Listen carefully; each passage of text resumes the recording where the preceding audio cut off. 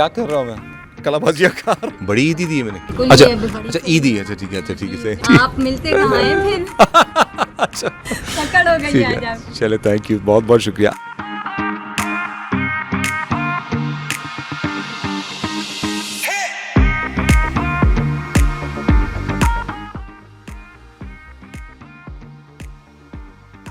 देखिए रिकवर करते करते टाइम लगता है, एक ट्रेंड बन जाता है।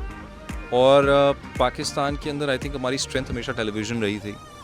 फिल्में जो हैं, फिल्म इंडस्ट्री का फिर से स्टार्ट होना जो है एक रीसेंट फिनोमेना है, कुछ साल गुजरे हैं, ठीक है ना। इसको वक्त लगेगा, बीच में कोरोना है, उसकी वजह से डीरेल हुई है सारी चीज़।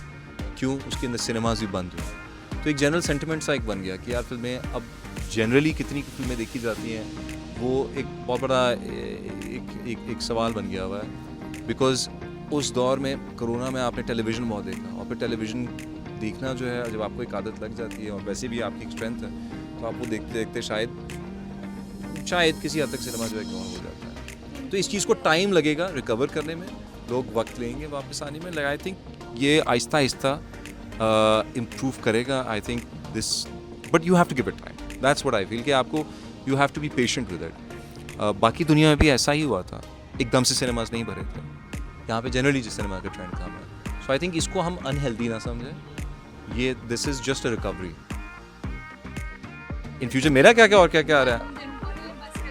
अच्छा इन फ्यूचर और क्या क्या आ रहा है? हमारी एक फिल्म आ रही है नीलोफर, प्रॉब्ली इस साल के एंड तक आ जाएगी इंशाल्लाह। उसके अलावा एक आध मैंने OTT के ऊपर शोज़ किए हैं, जिनमें से एक रिलीज़ होने वाले हैं।